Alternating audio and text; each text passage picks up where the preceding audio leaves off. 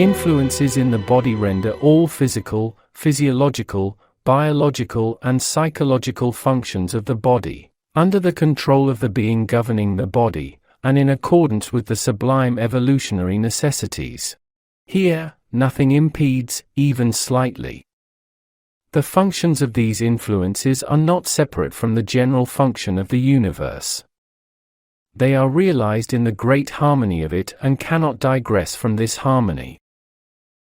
After all, the divine order has arranged all states and situations of the whole universe and connected it to such an ordered mechanism, that in spite of their endless appearances, the events of the universe flow away as a single procession. For the ones who can see this truth, a single body and the whole universe are two inseparable mechanisms. A great number of influences arrive in each particle of the universe, with all its beings. Human comprehension is unable to grasp even a particle of the influences complex that arrives in an object constituted by billions of particles, in a solar system constituted by billions of objects, in a nebulae constituted by billions of solar systems, and in a cosmos constituted by innumerable nebulae, and finally, in the universal whole constituted again by innumerable realms besides the hydrogen reality. So, it is this unity of influences fulfilling the necessities of the divine order in the universe, establishing the harmony of universe within these necessities, and embracing it that gathers together all motions and states, and which explains the relation of spirits with universe and the imperativeness of the evolutionary flow. We explained how various transitions and the acquisition of higher values of the matter combinations play a big role in the development of matter. Since the sole purpose of spirit's connection to universe is evolution, it becomes an obligation for the being serving the spirit to utilize these transitions and, because of this, to encounter innumerable matter combinations. Matter combinations have myriad forms and degrees in innumerable spheres. Besides the possibilities of a sphere, especially like the Earth sphere, which has particularly rich matter constitutions, the riches of possibilities belonging to matter combinations of innumerable spheres are the abundant materials beneficial to the evolution of spirits. However, for a being to benefit properly from this abundance of material, it is necessary for it to live in these innumerable combinations which are quite different and in different degrees from each other, and, afterwards, to change them and be able to pass higher parts, and to leave the matter combinations it has used in the lower part where it has been, otherwise, it cannot reach the higher combinations and remains in its simple state. However, the purpose of its application in these matter combinations is always actually to reach up and ensure the accomplishment of the evolutionary stages of the spirit with matter, which it serves. In this case, a being will first make a close connection with a body built out of the matter of a sphere according to its need, will prevail over each particle of it by its own subtle vibrations, and then will use it in accordance with the needs of the spirit it is connected to. It will thus send the vibrations of events brought out by relations with crude matter combinations, and relations between these combinations and other bodies in that sphere, via the channel of its comprehension. As we have mentioned, mankind calls this connection of it with the body incarnation. After its work has finished in the body, the being does not need to stay there anymore, because this would be against its own evolution. Therefore, when its work is completed, the being will leave the body and enter into other matter combination possibilities.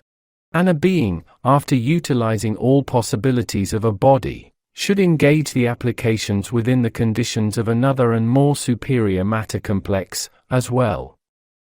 However, for this state to be realized, it needs to separate from the conditions of former matter complexes, to leave its body, which mankind calls disincarnation or death. Death is a quantitative expression of the value differentiation in a certain moment, under the harmony of the divine order. That is, after a worldly body has served properly as required by the spirit throughout its worldly life, its purpose in serving that spirit as a vehicle ceases to be. Consequently, values in that body must decrease. 4. In the divine order, it is an imperative to terminate all processes which are no longer necessary. And, by this imperative, the influences, that is, the values descending to the worldly body which has accomplished its all functions, and turned out useless in the face of the being that caused it to animate, will terminate. By the termination of these influences, some part of the motions in its combinations begins to be erased.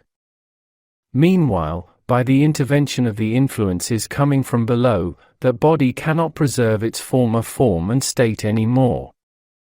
It starts to disintegrate and disperse, and the qualitative appearance of this state is death.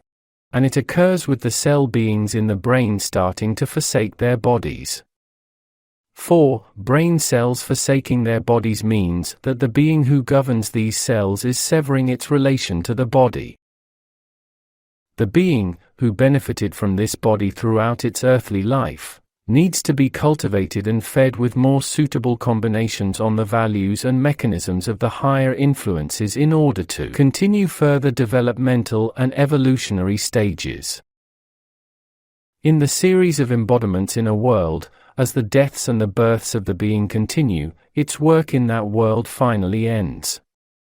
So, as the amount of higher influences belonging to the body which needs to be forsaken there forever is decreased for the last time, on the other hand and at the same time, the amount of influences and values of a body belonging to another cosmos are increased.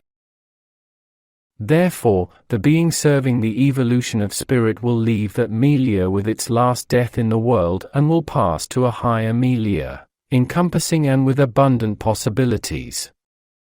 So, for the evolution of a spirit, as for the birth of a being, that is, its subtle material vehicle in the universe, is an imperative and a necessity. Also likewise for this subtle being to be able to serve further evolution of the spirit, its leaving the crude milieus which became useless, and passing to the higher milieus it needs is the imperative of an equally powerful necessity. All forms and states result in human death. Illnesses, seizures, murders, accidents, natural events are only to fulfill these imperatives of necessity in the most suitable manner for the ensuing development and evolution of that being. After learning this truth, there is no meaning to deem the death and the states causing death as disasters in themselves.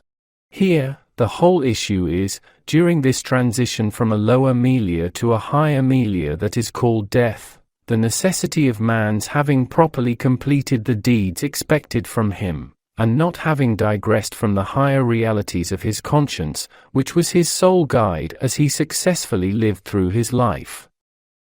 As he does this, by obeying the higher realities, he does not lose the right way, as well as ensuring the further developments of his conscience, and so, benefiting to that extent from its strengthening guidance. Therefore, conscience in the world is the most powerful support and redeemer of mankind in the path of evolution.